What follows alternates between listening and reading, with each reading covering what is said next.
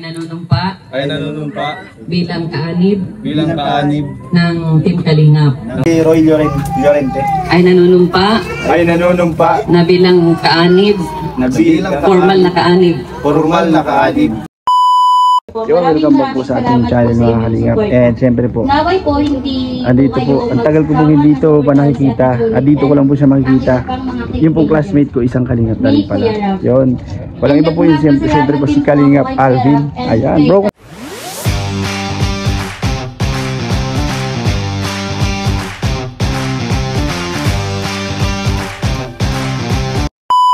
Kumusta bro? Uy, kumusta? Yes, Kalingap Alvin. Classmate ko po ito si Roy. Ang tuloy Yes, sa pangalan. oh. Roy, pero alam ko na maging okay lang. Oo. At payag ka bro kasi nakilala ka ni Kalingap Kuya Bang. Kasi ito yung mga itutulong nila. Hindi lang sa pinansyal, kundi sa ngayon po, hindi na po kami natatakot aral sa kasi buhay. po, kapag umuulan po Dito tayo kasi sa may field magandang ng samahan na paglingap. po kami. So bago tayo makalingap, tayo mong naunang nililingap nila. Laking tulong talaga nila Kalingap. Bro, nakikita no, di ko din expect na di ko expect din na na magiging Kalingap din ako. Bro, pahingi ako ng advice dahil unang-una ka sa Kalingap din ako baguhan lang. Ano lang, sunod ka lang sa payo ng mentor mo, si Kalingap Rob, tsaka si Kuya Bal. Yun lang. And bro, paano ka bro pala naging Kalingap? Ako, yung panahon ni Lola Damiana, nakita ko yung content ni Kuya Bal, yung paglingap. So na-inspire ako doon. So sumama ako kay Kuya Bal. Tsaka ayun, napasama din ako kay Kalingap Rob. Doon na nagtuloy-tuloy yung paglingap. Appreciate ko lalo yung ginagawa ng paglingap. Tsaka ano lang, kahit anong mayari, huwag kang BBQ. Bro, ang laki na ng channel mo bro eh, nakikita ko. Excuse. Wala ka pa sa Kalingap, subscribers mo na ako eh.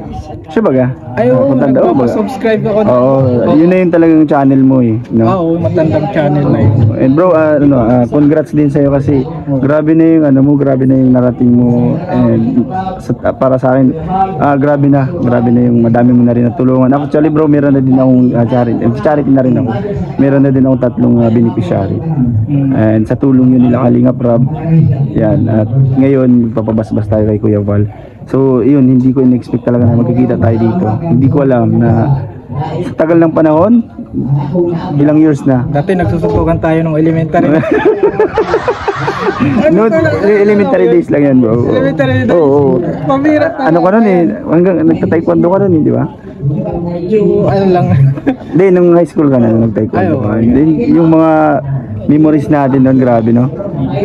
Gusto kong minsan balikan, pero sana magkita-kita tayo ulit nila Book.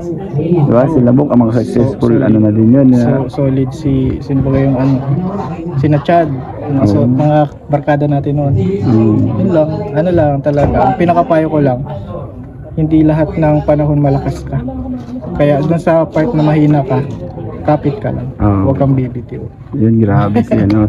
Thank you bro. And bro, i-subscribe mo yung aking channel Kalingap Beshi. Meron na akong 30,000 subscribers. Sago. Ay po sa yan po, so may mga supporters po ng Kalingap, kay Kalingap Alvin. Nananawagan po ako na supportahan din natin si Kalingap Beshi, classmate ko po ito. Kilala ko po ito, talagang solid po ito. Solid. Roll lang natin yung bro. Kasi marami tayong napapasaya na mga tao, mga pero nung elementary, gumagawa ka ng ganyan. Mga ganun talaga bro. Grade 1, naggaganyan ka na eh. Kaya nga, talent ko na siguro to, pero madami ka napapasaya. Bro, thank you thank you so much at nagkita tayo dito. Alis ka na ba? Hindi na pa. Hindi pa naman tapos. Ayan, thank you bro, thank you so much sa at classmate ko kasi to Kuya Jello. Oo. Classmate ko baga. Classmate ko to. Opo. Grade 1, na talaga siya, nag-roll na siyang ganyan. Maingay na po talaga. Oo. Wait, nangangano po matanda ka sa amin? Balik-balik lang. Picture tayo kaya Oo, picture tayo. Kay Balik. Ayun, Alvin, classmate. Right. Paano mo na-scout si Inkit? Ayun, meron akong kakilala dun sa school na inano niya. Sabi ko, pag may nakita kang nangangailangan talaga sa ano, yung may personality din, yung marunong kausapin, pero kailangan ng paglingap. So yun, inano niya sa akin, chinat niya sa akin. Then pinunta ko si Inkit. So yun, i-vlog ko si Inkit. Yan. Ako, scouter kasi ako ng Kalingap Rob. So ano man yung nabablog ko na nabablog ko. Kapag ka available si Rob na i-vlog din niya. So yun, doon na nagsimula. Nagkaroon na siya ng bahay. May ano din, may mga kakilala ako, parang connection lang din. Kung paano ko sila na scout. And mate, bali, dati kasi na, yun nga, nabanggit ko rin na, di ba may channel ka na. Ano yung nagtulak sa'yo na maging isang charity vlogger? Siguro si Lord, kasi nandun ako sa part na kasama ko si Kuya Bal, nakikita ko yung mga ginagawa nila, na-inspire ako. Tapos meron may YouTube channel din ako ngayon. So sa una, sama-sama ako kay Kuya Bal. So yun, hanggang sa nakita ko nang paano gawin yung pagbablog. So yun, nakakapag-vlog na din ako, nakakapag-scout. Bro, mate, nasa ilang beneficiary ka na ngayon meron? Ay, mahirap bilangin eh. So madami na. So ngayon bro, ano yung pakiramdam mo, kasi siyempre nakakatulong ka na sa mga mahihirap katulad ng Na-amaze ako bro, na-amaze ako kasi hindi ko naman, para sa akin, hindi naman ako yung matalino, hindi naman ako yung mayaman. Na-amaze ako kasi si Lord na lang siguro yung gumagawa, o parang nilagay ka na dyan ni Lord maging makatulong, charity vlog.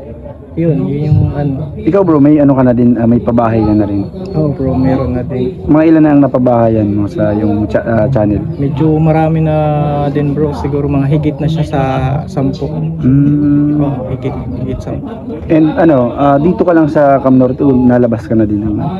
Sa ngayon, dito muna, kasi may mga nakikita pa tayong marami pa na pwedeng matulungan dito. So pag may chance ako sa labas, pag may chance. A few moments later. Pinasok ko po itong ganitong pagiging charity vlogger dahil po na-inspired po ako sa kanila, kay Kuya Wal and kay Kalingap Rob. And gusto ko rin pong maghatid ng tulong sa mga katulad po na nangangailangan, katulad po nila Inkit. Kahit po ganito, nagsisimula pa lang po ako, ay meron na din po akong beneficiary. May 3 beneficiary na po ako sa ngayon, pero ngayon po, hihingi ko po yung ni Kuya Wal na kami po ay maging isang certified Kalingap po. Ayun. Bas po di kayo mag-Kuya Wal. Ako po, nagpapasalamat din ako kay Rab, kay Kuya Bal, Ate Edna, and kay Ate Jack. Sa lahat ng Team Kalingap, ayun, nasa puso na talaga namin yung pagtulong. Mas lalo na kami na-inspired gawa ng ama, ina at ang anak ng Kalingap. So, eto, para maging formal, nahingi talaga kami ng basbas kay Kuya Bal para maging isang ganap na Kalingap. Yan. Sumunod sa akin, ako sabihin ng pangalan. Ako po si Romeo Jane. Ako po si Roy Llorente. Ay nanunumpa na bilang kaanib, formal na kaanib ng Team Kalingap, ay susundin ko ang mga tuntunin ayon sa patakaran ng Kalingap Team. Gagawin ko ang lahat ng buong puso, walang pag-iimbot, at walang pagnanasang umiwas. Kasiyahan nawa ako ng Diyos. Yan, congrats!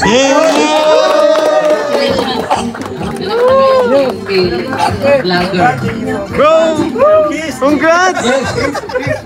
Napakain pa kayo. Tawagin natin si Henry.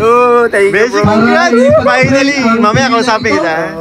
At siya po yung bahay na Dito pa naman tuloy no, ilang beses Tinawag niya ako bro. Ay nanunumpa bilang kaanib ng Team Kalingap. Nanunumpa rin ako na susunod sa lahat ng mga tuntunin alinsunod sa patakaran ng samahan. Gagawin ko ang lahat ng buong puso ng walang pag-iimbot at walang kaisipan na umiwas.